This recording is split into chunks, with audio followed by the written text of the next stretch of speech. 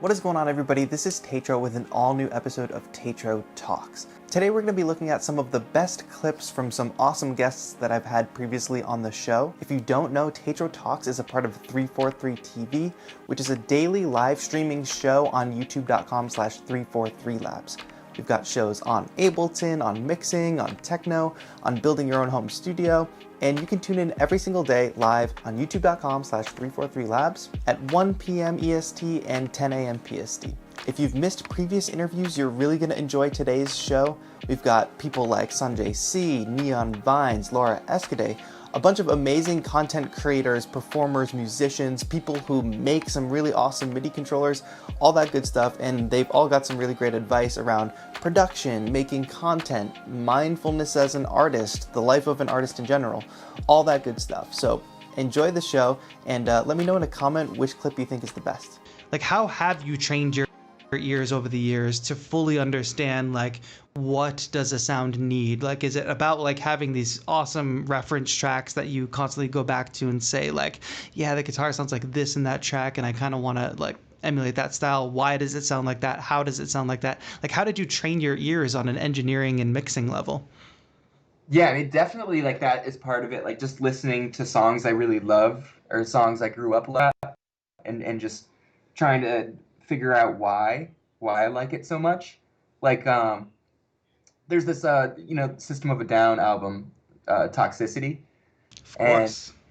And I loved that album as a kid, and like I've gone back to it a bunch of times in my life and been able to realize now, like, the reason I like it so much is because like the dynamics in it are so incredible, because it moves from like this really soft, small, like pretty place with these like bright acoustic guitars and like really soft like chimes and stuff, and then he'll just like boom 180 and just like hard slam into giant wall of guitars and like big drums and just like stuff like that. So it's, and over the years you just realize I never like set out to train my ears. I was never like, okay, I want to make my ears better.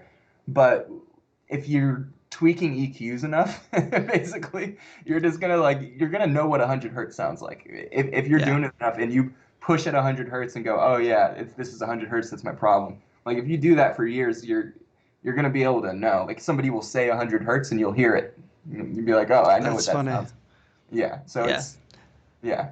I think we all aspire to be at that level. And with you bringing up System of a Down, like, do you find this? I find that like a lot of the music I listened to when I was younger, like rock music, pop music, whatever it was, like music that I was super into, I go back and listen to it now, having some music production experience, and say, I really love this because this production is amazing. And but when you're a kid, you like don't know that, you know? Yeah, exactly. I'm realizing, oh, that's why I love this.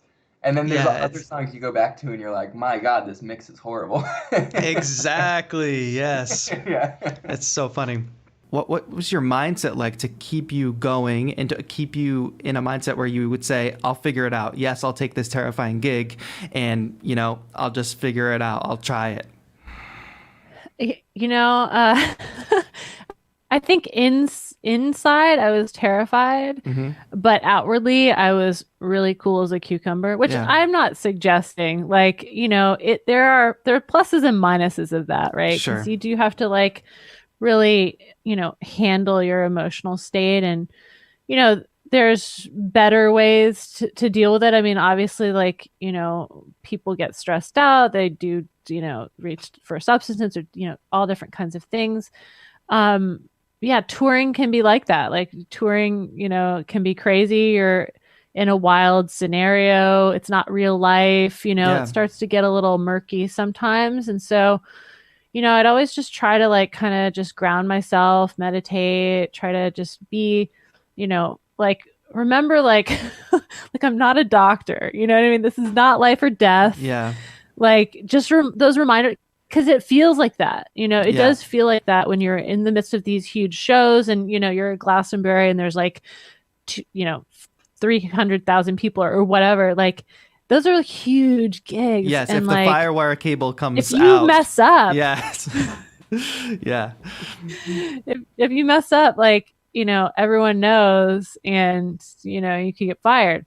So, I think I just like internalized it and also just try to be the best that I could and, develop those relationships. It's like, no one's perfect. Like, yeah, occasionally, like I would make a mistake. I mean, luckily I never made any mistakes that were like show stoppers. That's kind of like, the thing that you want to avoid. Like, never want to make a mistake that stops the show. Sure. Right. And so I didn't have any of those kinds, but, like miscommunications of things, there's all these people, cooks in the kitchen, and they're say, one person says, I want it to sound like that. The MD, musical director, is like, I want it to sound like this. The artist says they want it to sound like this. Like the lighting designer says, well, it can't sound like this because I've got the, and so there's all these voices and, and if there's not a lot of hierarchy, because sometimes on different tours, you get there and you're like, well, who's in charge? Yeah. Like who are we listening to?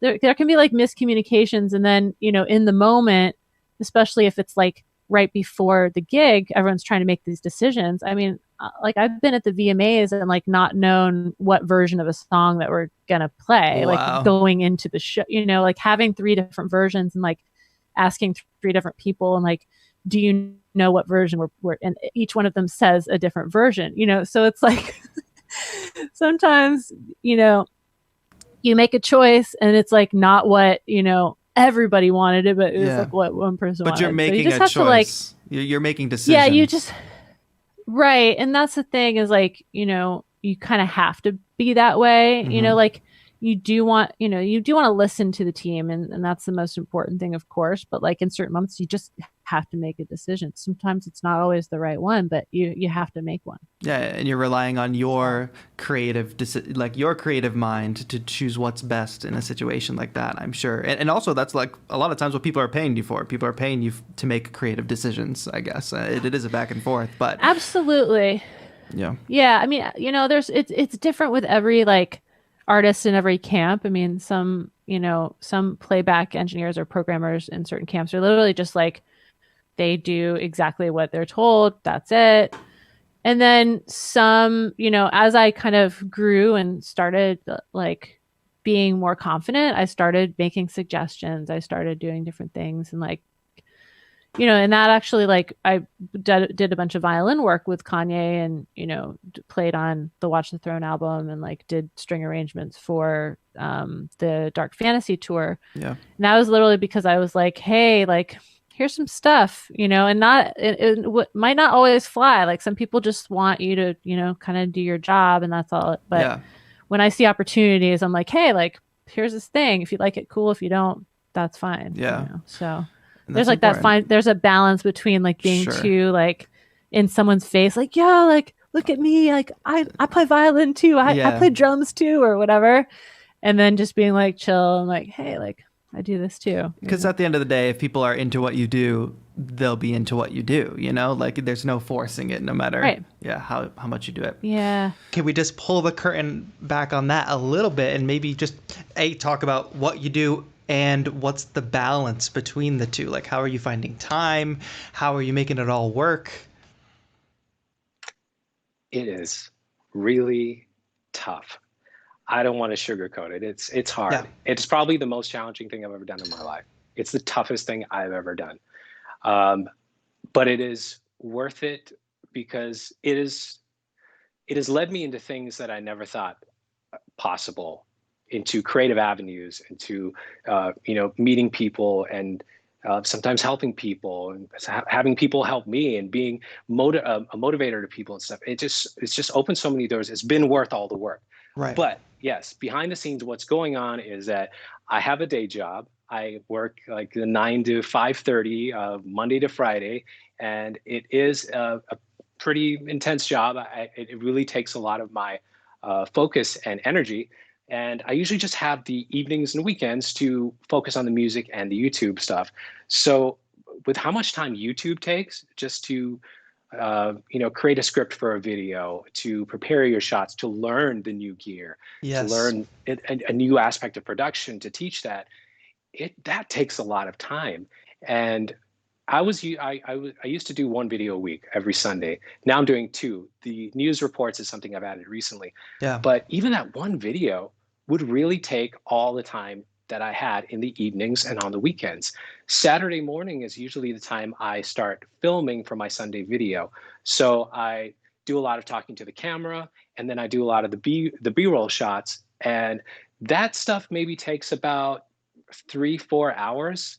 And then Yep. editing takes me 8 hours for that video. And that video could be, 7 to 10 minutes, Yeah. and it's 8 hours of editing. And yeah, it's a lot And of we didn't work. even calculate all the prep time. Like, you get a new piece of gear in, you got to right. sit with it, you got to use it, you got to learn you got to make sure you know what you're talking about. And so often it's like we get new gear that's not out yet. It's not like we can watch the latest YouTube video Exactly. to Right. figure out how to use it. We're literally like sitting there either with the manual or just like figuring it out on our Discovering own. things. Yeah. Exactly. So yeah, there's a lot of that, and I can't, dot every I and cross every T, but I got to just do the best that I can do. And I've always learned that that's okay. That's totally fine. Most people are very forgiving about, oh yeah, well, you didn't figure out how to do that. I did, and here's how you do it. I'm like, that's awesome. Great. So, other people who are viewing this video will benefit from your knowledge that I didn't know. That's great. But yeah, there's so much involved in making what you see. And yeah, if you get into YouTube and doing the kind of stuff that Teacher and I do, I think you really have to love it.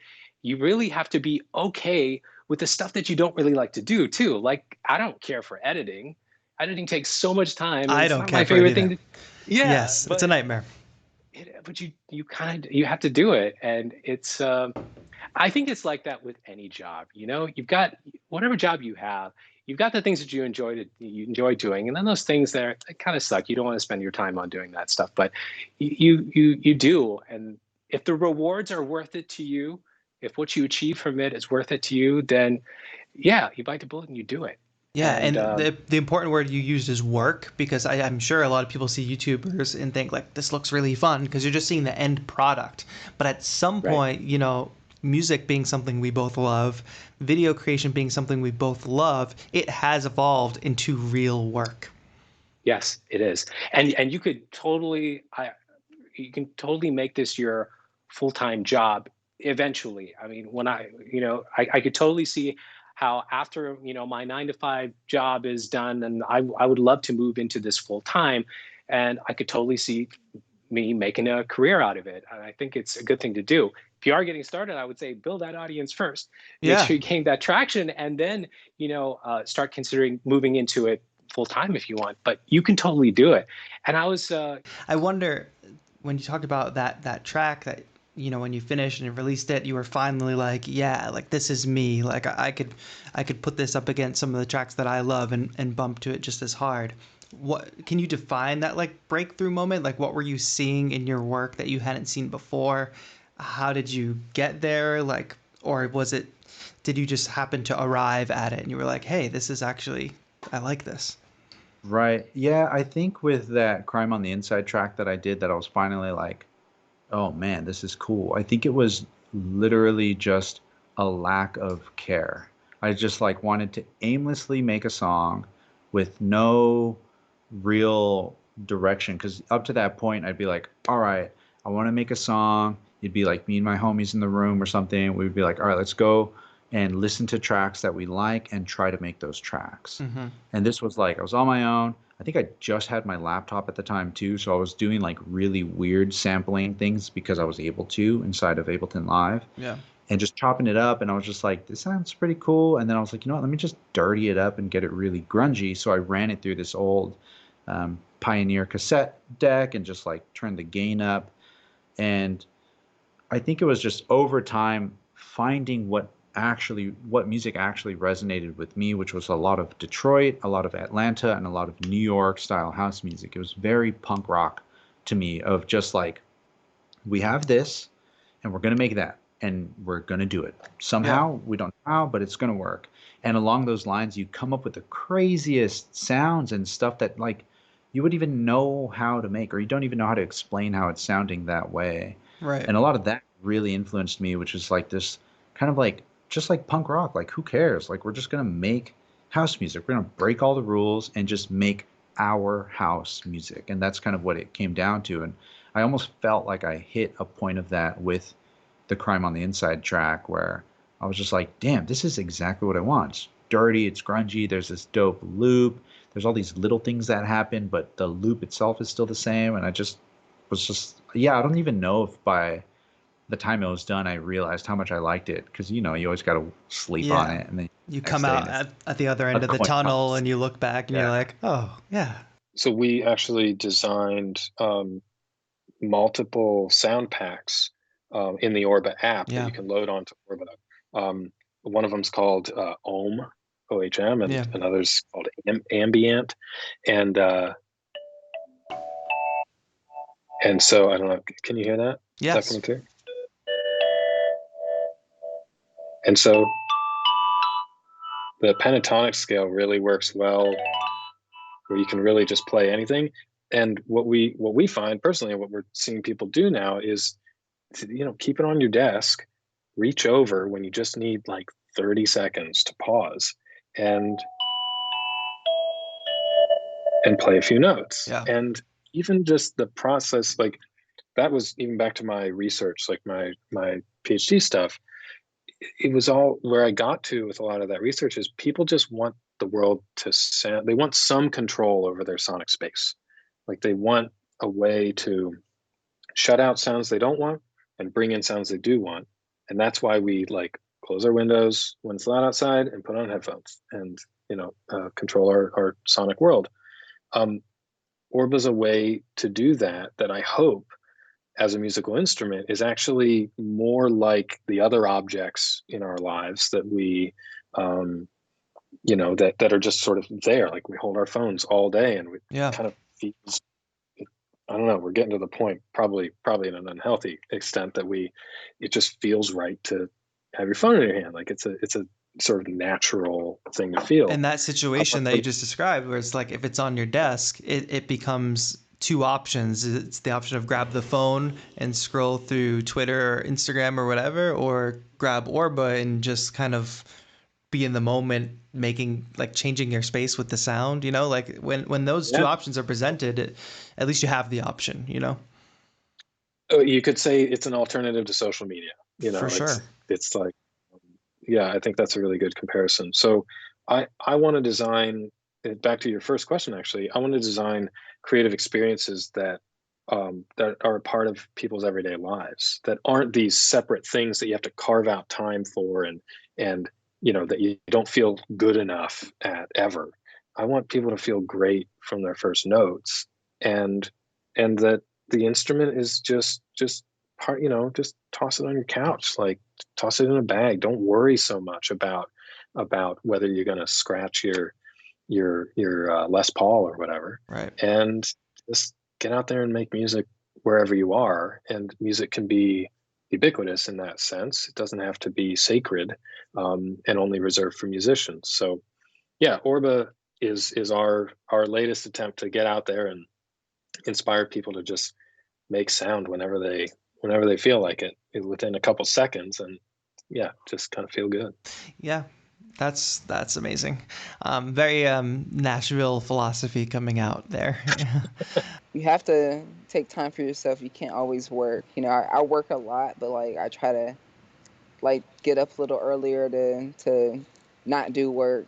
So if I know I have to do a lot during the day, I've already made time for myself, and and then it's just a balance of trying to do everything. And I have a family too. I have like a girlfriend. We were raising a 5-year-old, and we're definitely like very mindful of our time and making sure that everyone gets a right amount of attention. So we have a calendar, and we literally write down like what we're gonna do each night and like what we're gonna eat, and just like have like a routine for ourselves. And like we're all content creators, even our child. Like we're all like creating content. I believe the 5-year-old is also a content creator. Yeah. So we try to like communicate a lot. Let each person know like, hey, this is the project I'm working on, or like, hey, I may need your help, or hey, I may need you to leave, or like be quiet. So but like as far as like on a daily, like with work, like I already know like with Zane stuff is Monday through Friday for the most part, and usually I have my weekends free to kind of just create content. So like me right now, as far as my YouTube channel goes, I have like I'm trying to get on a cadence of doing stuff, releasing content every Sunday, and not kind of overwhelm myself. There was points where I would create a lot of YouTube content, and then just like it's okay to, you know, just maybe do it like a channel, have like an actual like set date where you do stuff. But it just depends. Like everything is different. Everyone's different. Because I am working on Zane's show, I don't have the time, the amount of time I would like to have to create as much content as I would like to. Trust me.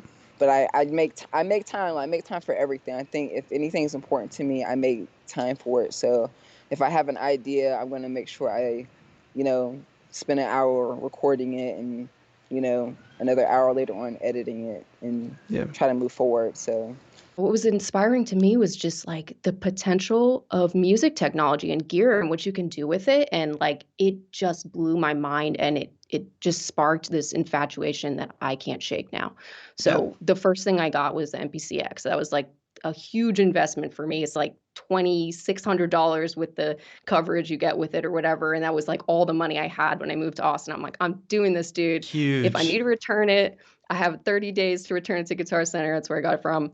And luckily, like, you know, after 2 weeks of hating my life, I finally started to pick it up. And that's the thing that I tell people is like, it sucks at first. Learning anything new, it's rough. Like you have to fight the urge to give up. And for me, I have this like built-in that voice that's like, are you going to give up? You can't give up. Like I'll be going to sleep at night and be like, no, I'm not going to let this defeat me, and get out of bed and keep working. It's like, that's the only way I've been able to get to where I am, because I don't let the process defeat me, I guess. And what I tell people, like, because I get a lot of beginners and like intermediate on the show, people just starting out, I say like, you have to embrace the fact that if you're just starting out, you're about to make the worst music that you're ever gonna make.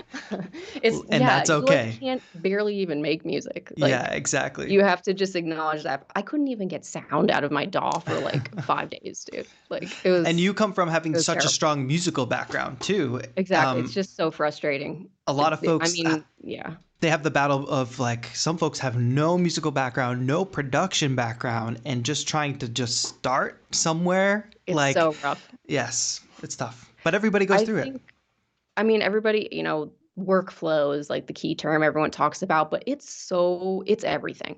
Seriously, if you can't get your ideas out smoothly without, you know, obstacles getting in the way, without getting distracted by technical issues and stuff like that, you're never going to be able to make music. So you have to put the time in before being able to be creative. That's a luxury. That's something that comes after putting the work in, the shitty work of like learning, you know, the gear, the software, whatever it might be, as much as you can before trying to get creative with it. Because if you dive in thinking, oh, I'm going to make cool beats, I want to make a beat, you're going to get frustrated, you know, and if you get frustrated, you give up. So I've learned through many failures that the difference between the gear that's glistening in the light and the gear that has dust on it is the time I put in before turning it on to learn about it, to research it, to watch videos and everything like that. It's like being in school. I mean, it's a lot of fun. I don't want to make it seem like it's a terrible process, but I just think that,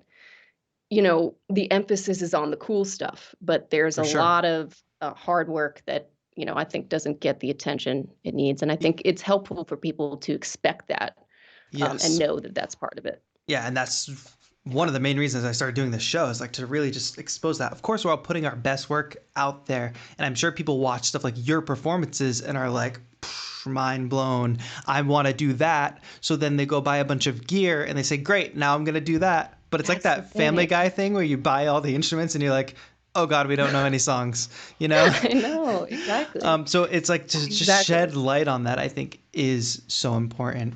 It's also everything you talked about, like learning the gear and just getting over that learning hump. That also has to do with like if the gear works and behaves as it's supposed to, because so much of what we do has to do with like, how do you overcome when things go wrong? Troubleshooting is everything. Yeah. For me, the difference between a professional producer and amateur is how quickly they deal with problems. It's not whether there's problems or not. There's always be problems. No matter what level you're at, there's issues. It's how quickly you can locate where the problem's happening and possible solutions. And I think the more you do it, the faster you get with that. And that really is just how quickly you respond to problems. That's that's the mark of how good of a producer you are. You know what I mean? Totally. I think it's really comes down to building community. Like it's not so much as just finding like passive listeners. It's finding people to engage with, and like you said, building those communication skills. Like actually being able to communicate with these people like they're a community, not like they're the peasants or the fans. And that is challenging for people. And I think it's because it's a lot harder than sending somebody a DM saying, "Hey, will you check out my latest track?" It takes more time. It takes energy. Yeah. And so a lot of people are so focused on what they're doing. What are my goals for the day? How am I going to grow? How do I finish the song? That they don't intentionally do it possibly, but they don't care about other people. And so The they're mental online and they're capacity at looking, the end of the day is just you're right. spent. You're making the art, but now there's a whole nother half of what you've got to do. Yeah. And like you said, you need to be empathetic to say, how can I provide value in some way, shape, or form? And I know that value is like the most played out word in the marketing and online community for the last 10 years. But if you lead Totally. with value, if you give them an experience, if you give them some education, motivation, inspiration, you just have eye candy as far as like studio photos or, what you do with your lighting and everything being sharp and crispy, that's half of their experience there. So when you can release that dopamine in their brain, then they become dependent on your content. It's called what I call the value follow formula. You give them some gateway content that gets them interested. They come into your ecosystem, and then you give them a retention path to stay with you. And then they eventually become dependent, which again, dependent has a negative connotation. But if you have a parent, a loved one, a significant other who you can go to when you want to cry and the rest of the world can't see you, that person is somebody you depend on. And that's in the best, most pure way possible. So when they come to your content, they're having a bad day and your content makes them smile, makes them forget about that boss that was over their shoulder, makes them, inspired to create their own music, inspired to use their cell phone for the first time to shoot a beat making video because you're doing things that they aspire to be or do themselves. That's how you keep somebody around and convert them from just a number of follower over to the fan.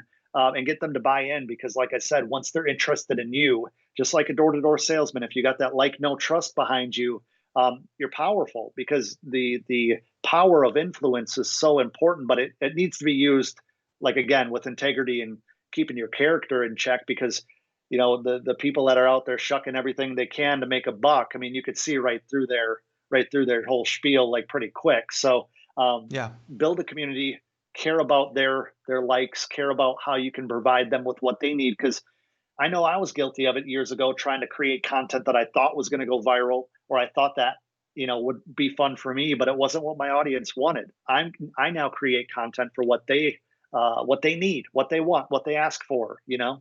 Like what changed for you? What did you end up like ramping up effort in? What kind of skills were you leading on and what problems were you trying to solve and figure out in order to, really make things work now that we are all stuck at home anyway? Yeah, I mean, like probably the main thing was figuring out like a solid income source. Because that had initially been from doing events. And so, like, with the whole summer season cancelled, no festivals or anything, I had to kind of refigure out how I was going to generate an income. If it wasn't going to be from shows, how else was I able to do that? And I'd been thinking about doing finger drumming lessons for quite a while. So for me, that was kind of like, it seemed like the most sensible choice for me to start doing like lessons and one-to-ones and stuff, to know that I'm getting a solid income from that kind of thing. Because, like putting out releases and stuff, it can take quite a while for you to be able to see any return from that. Of course. And obviously having quit my job only like 6 months prior to when the pandemic started, and like running very low on savings, I had to kind of try and figure out how I was going to deal with that. But like in terms of like actual like quality of content and stuff, I feel like because I've had all this time to be at home and work on stuff, my skills in terms of like video editing, production, and even live streaming have like really raised the bar. For sure. I think we have similar drives in that way where it's just not enough to do the thing. We also want to show people how to do the thing. Yeah. Can you talk about like where that came from for you? So it's funny because alongside, obviously, I didn't just start off like with all that equipment, you know.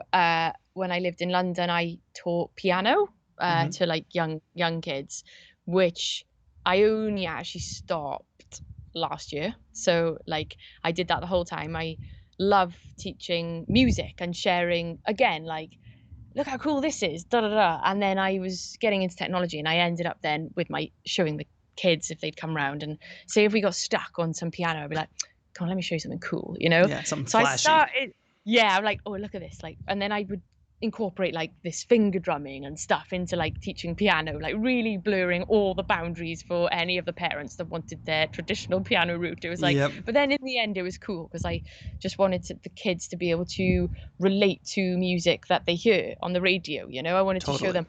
So I just have a joy in seeing other people like buzz from the things I buzz from, and yeah, and then like I started like just sharing the odd tricks or whatever on social media, and it's just so nice when people just say, oh, you know, you inspire me, and it just really made me realize like if people feel like they're on the journey with me, then that's just really, really cool, you know. And I say this with my patrons, I'm like, guys, you know, we're all the same, we all just love music, we all like creating music. You know, I'm not some flipping queen. I'm just maybe a few steps ahead, and I've probably got stuff wrong a few more times and embarrassed myself in front of audiences, so I can tell you guys not what to do. Yeah, totally. I'll say briefly, like the thing for me is like I can always sit down and make music, but I remember being younger and like feeling like writer's block was a thing, and now I do not feel like writer's block is a thing. But I'm interested in hearing like your perspective on like, do you get writer's block? How do you deal with it? Like, is writer's block real? I say it's fake. Interestingly enough, Nick, I completely agree with you. I think I used to hear about this term a lot when I was younger, and maybe, you know, I might be overgeneralizing, but I feel like I at the time was using it as an excuse for every time that I didn't make something. Sure. It's like, and I don't know if is that making sense? It's a weird way to kind of conceptualize it, but I think like I think about like for every moment that I sat down, say in front of my computer or even in front of a keyboard back when I was doing like piano stuff and I couldn't compose something or I couldn't produce something, I used that as an excuse to say why. But oftentimes it's just, I think if you ever feel like you can't write something or you can't make something, do it. It's just that first step of being able to do it. I think maybe a better question to ask yourselves at a later stage is like, is the thing that I made good or bad? But in that moment, if you can throw that out of the way and just make a thing, you're no longer blocked. If that makes any sense at all. No, it makes total sense. And my response to that is usually like, if you have writer's block, that means you've written all the bad ideas. Because no matter what, like I can sit at a keyboard and unless there's a wall between me and the keyboard, I can put my hands on it and play a melody. Like whether or not that melody is good or bad is up for judgment later. But in this moment, if I'm writing music and that's what I'm sitting down to do, I'm going to write music no matter if it's good or if it's bad. And I'm not going to judge it in that moment. And I think, you know, especially thinking about Beattober and like being on that daily grind of making music and videos is... I work on instinct most of the time and I don't dwell on ideas. So I come up with an idea or I'll shed it a little bit. Like I'll work it out. Like I'll be like, this melody's almost there and I'll work it out, but not for that long. I won't like sit and dwell on a particular part. I'll get it so that in that moment, I feel like it's quote unquote good enough, but at the end it becomes something good. Like it all comes together and is good. And I can take another layer of revision and look at it again later after it's written.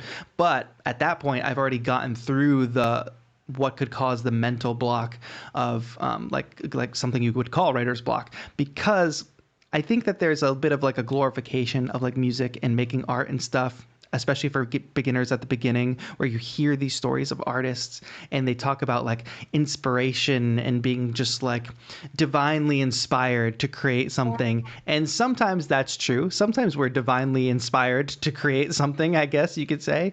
But other times it's like, no, I'm a musician. I'm going to sit down and I'm going to work. That's why I call this my body of work. That's why I like my artistic like output. That's why I call it my work, because I'm putting work in. I'm not just sitting here and waiting for, you know, a bolt of lightning to strike me. So I would say if you have writer's block, you could be trying to rely on a bolt of lightning to strike you, and that is not a sustainable model for an artist. Like you can't wait for it. I think the idea of the glorification that you just mentioned, and like the romanticization of like what it means to make art, I think is it's something that I think has taken away a lot of the truth behind that. Even between the two of us, what we do, it just takes a lot of consistency and a lot of hard work. Like people don't always see that on in the front, but even on a more educational stand, like when I go into the class, but I spend like hours outside of the class preparing for that class. Same thing with anything that we put out like as a video. All right, everybody, I hope you enjoyed all those clips. Like I said at the beginning, let me know which clip resonated with you and from which artist the most down in a comment. Make sure you're subscribed to youtube.com/343labs so you can tune in to daily live streaming, a different music production show every single day. Thank you all so much for watching. This has been Tatro. Have a good one.